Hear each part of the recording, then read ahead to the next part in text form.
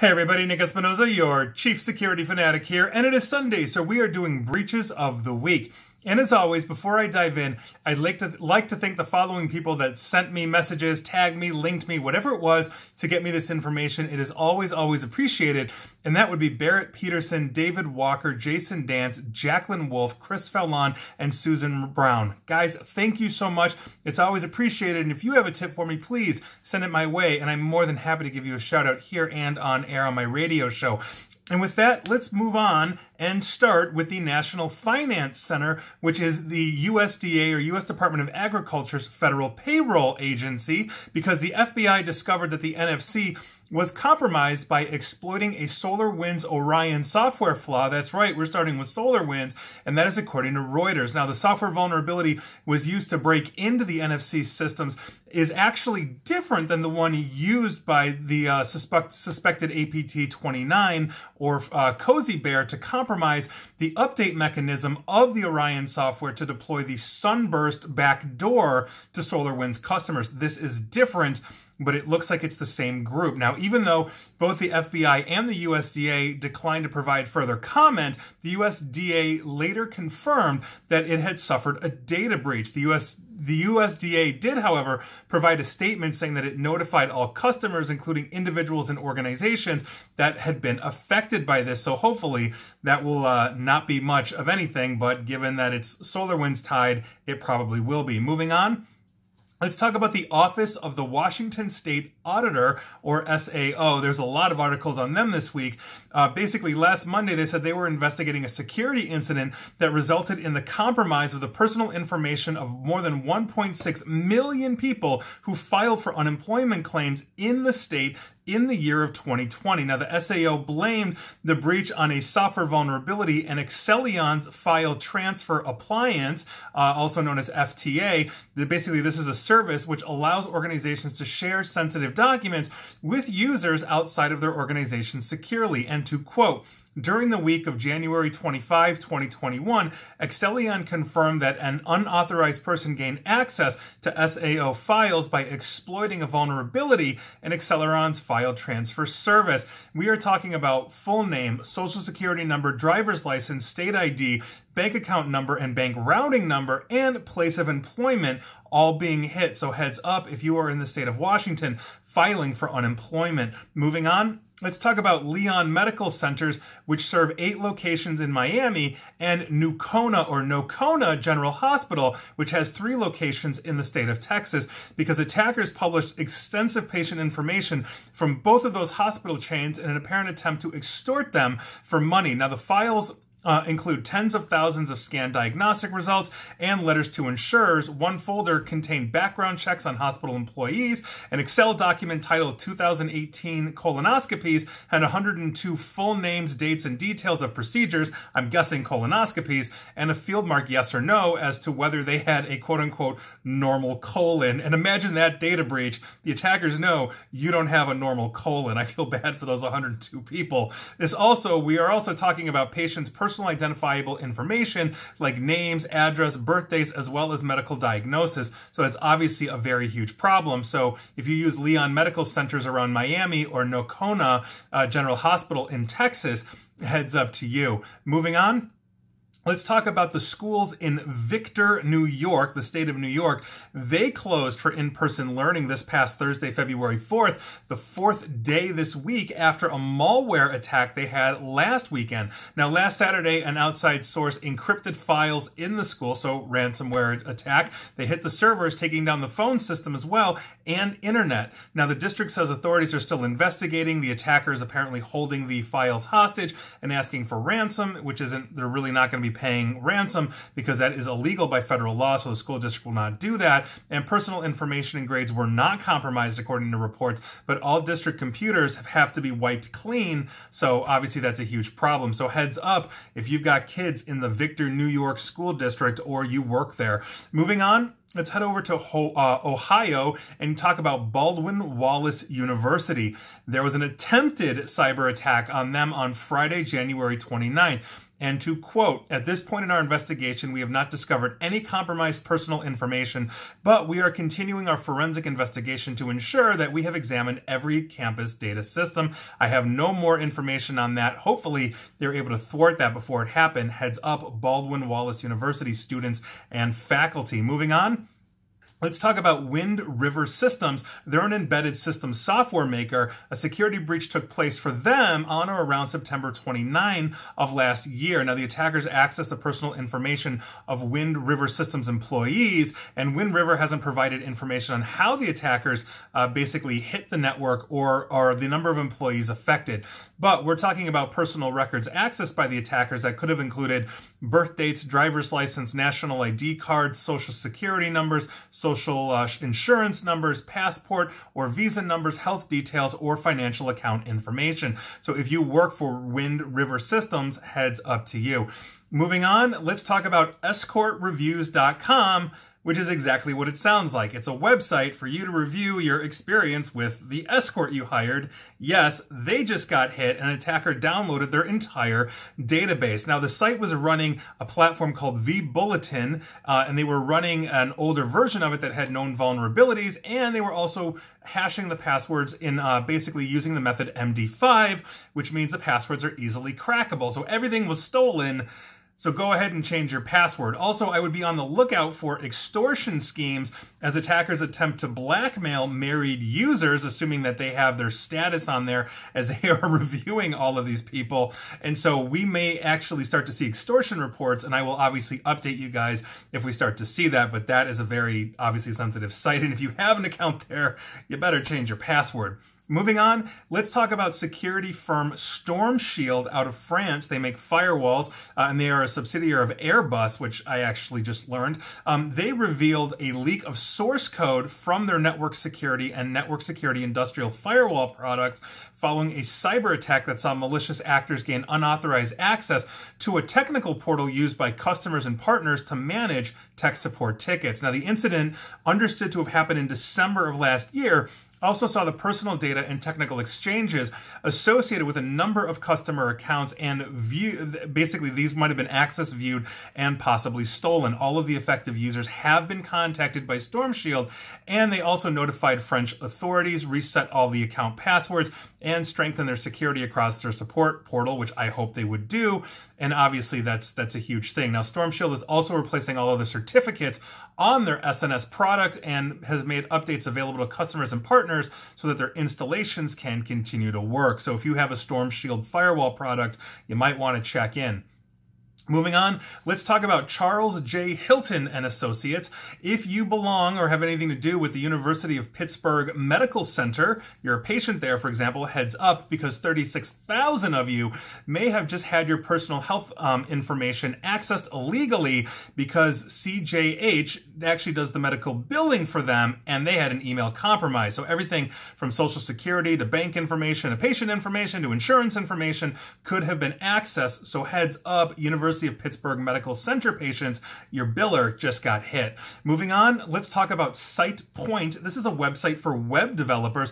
They just disclosed a data breach after their user database was sold and eventually leaked for free on a hacker forum. Shiny Hunters is claiming responsibility for that hit in December. So if you use SitePoint for web dev, heads up to you. Moving on, let's talk about Oxfam Australia. This is the nonprofit. They're investigating a suspected breach after a threat actor claimed to be selling their database essentially on a hacker forum. Oxfam Australia contact and donor information for 1.7 million people, mostly Australians. We're talking names, email addresses, regular addresses, phone numbers, and donation amounts. And given the screenshots I've seen, it also looks like the Shiny Hunters leak site. So they are busy. Heads up, Oxfam Australia donors and employees. Moving on. Let's talk about 3.2 billion emails and passwords. A lot of you tagged me in this one because a new compilation recently posted on an online hacking forum contains more than 3.2 billion unique pairs of clear text emails and passwords gathered from past leaks. That's right, this is an aggregation of probably a whole bunch of breaches I have talked about here on Breaches of the Week every Sunday. Now, as reported by Cyber News, this new data leak is being referred to as a COMB, C-O-M-B, compilation of many breaches, as it contains more than double the amount of unique email and password pairs. The breach compilation, the last huge one from 2017 that was found, which was 1.4 billion credentials that was made online. And this is why we always change our passwords regularly, and we enable multi-factor authentication, ideally through a hardware token or authenticator app, so that password that you forgot to change is therefore protected. Moving on, let's talk about the Patriotic Brigade of the Ku Klux Klan. Yes, we're going to be talking about them because an Israeli hacking group has taken responsibility for exposing the personal details of a number of alleged members of the Ku Klux Klan group after targeting a website that was linked to the white supremacist cell. Now, a Twitter account linked to the anti-fascist group Hayalim Alomin, Hebrew for anonymous soldiers, and my Israeli friends, I apologize for butchering your language. This group basically boasted on how the website of the Patriotic Brigade of the KKK had been exposed on January 30th. The Klan331.com website, which previously contained a number of racist and anti-Semitic hate material, has now been entirely altered. The site, which had its URL changed and forwarded to JewishAntifa.com, reveals the names of several people who are allegedly members of the KKK. And the message on the hack site reads, and I quote, "Any Klansman reading this, we know who you are and we are coming for you. We never forgive, never forget, and never stop coming." So I am never a fan of data breaches or doxing or cyberbullying, but honestly, it's kind of hard to feel bad about this one. That's all I'm going to say. Moving on. Let's talk about the Vermont Department of Labor. State leaders for the 6th day in a row continue to grapple with the scope of technical error at the Vermont Department of Labor that compromised the identities of thousands of Vermonters. Apparently, if you live in Vermont, you're a Vermonter. Here in Illinois, we're Illinoisans. Now, the snafu, first announced this past Monday, involves upwards of 44,000 1099-G tax forms issued by the Vermont Department of Labor that mixed up personal information of claimants. That's right, they were sending out the wrong 1099. So if I'm working for Vermont, I might have gotten your 1099 and you might have gotten mine. And to quote the governor, "We certainly apologize to all those impacted. This shouldn't have happened. We are going to work to make this right." He said that 2 days ago on Friday, Governor Phil Scott. Moving on, let's talk about Goodwin Procter. They are a Global 50 law firm. They just fell victim to a data breach after a vendor it uses for large file transfers recently reported that it was hacked, according to an internal memo that was obtained by Bloomberg Law. Now, the Goodwin's breach investigation revealed that a quote-unquote small percentage of the firm's clients, quote, may have experienced unauthorized access to or acquisition of confidential material on January 20th. And their CEO also said that potentially impacted clients were notified. All of the firm's clients were told about this breach. And so hopefully it's a small thing. Internally, to quote, only a few Goodwin employees were affected, and they've been notified as well, according to this internal memo. So heads up, Goodwin Procter clients and employees. There you go. Moving on, let's talk about Nevada health centers, obviously in the state of Nevada, because personal information for patients of Nevada health centers potentially was accessed during a breach last fall, according to them last Friday. Now, an unknown person logged into an employee's email account and potentially accessed patient names, addresses, phone numbers, dates of birth, gender, ethnicity, race, insurance, and appointment information, medical record numbers, provider names, and locations of service for an unknown number of patients. And this was all done sometime between November 20th and December 7th of last year, according to their statement. Social security numbers, financial information, and medical records were not accessed. According to this statement, it did not say how many patients were affected. So if you use Nevada health centers in Nevada, you might want to check in. Moving on, let's talk about the Medical University of Silesia in Poland. Now, the president of the Personal Data Protection Office in Poland, UODO, imposed a fine on the Medical University of Silesia to the amount of approximately 5,600 euros. Now, the university had suffered a breach of which it should have notified the supervisory authority of Poland, but failed to do so. Apparently, video conference exams exposed student info to more people than it should have, and the Medical University of Silesia did not check in per GDPR regulations, so they got a fine. And I'm assuming it is 5,600 and not 5.6 million. I could be wrong. It's probably 5,600 though. That's pretty high. Moving on.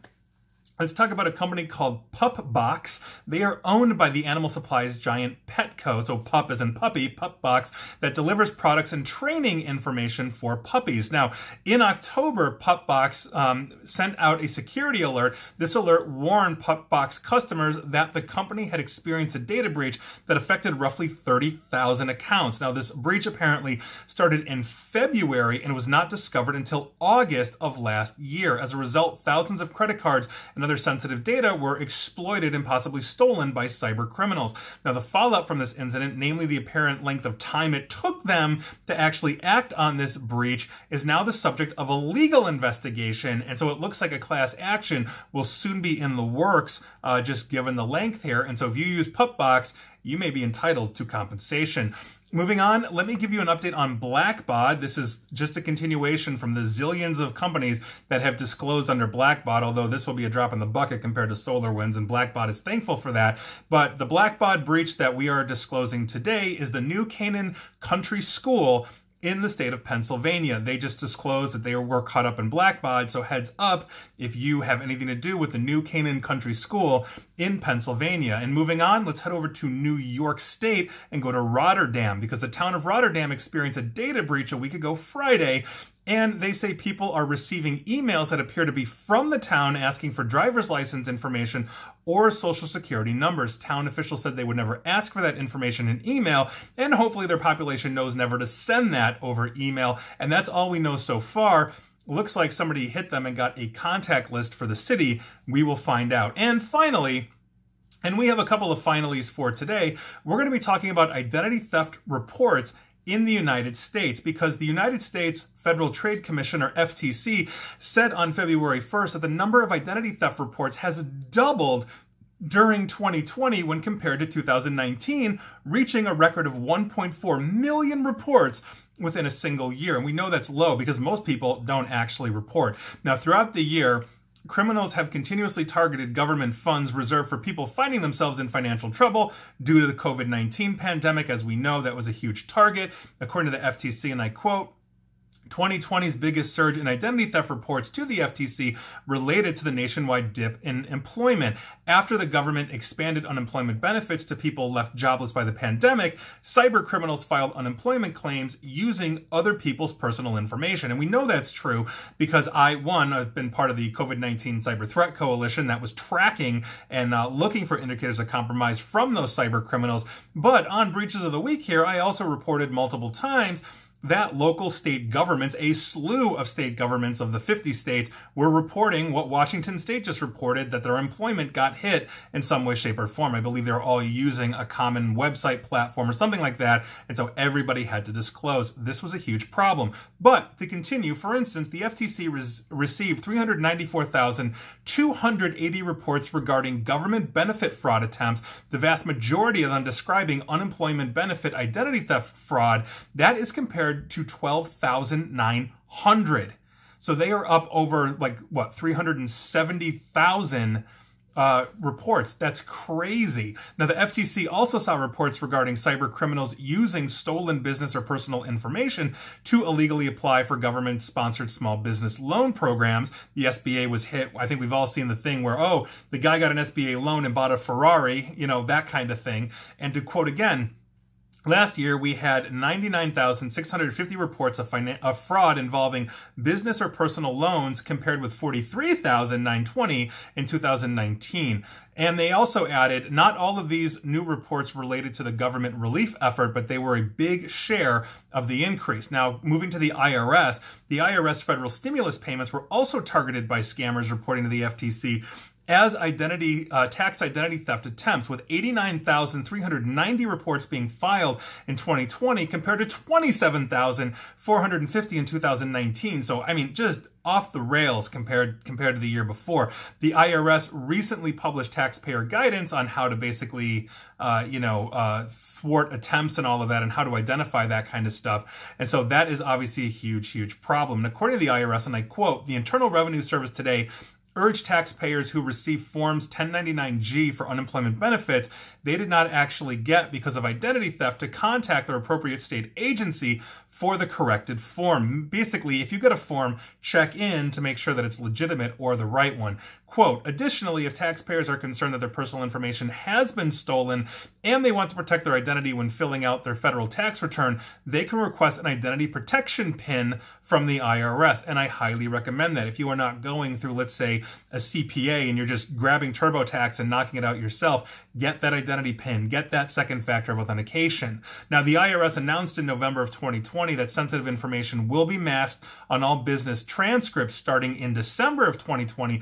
to protect companies from identity theft, because it's just gotten so rampant in 2020. And the U.S. Treasury Department also warned of a surge in pandemic-related scams trying to harvest personal information using economic impact payments as a lure, with the stolen info to be later used for identity theft and tax-related fraud. And this is very true. I mean, if you look at whatever is trending or hot in the news, there's going to be scammers. And we saw essentially the entire world focus on COVID-19. It wasn't just the United States. It was everywhere. And so by virtue of that, we had a singular criminal event, I think, where pretty much every cyber criminal on the planet, whatever their ilk, was using in some way, shape, or form COVID-19 as their lure, because why not? We were all scrambling and panicking and wanting money or whatever that was.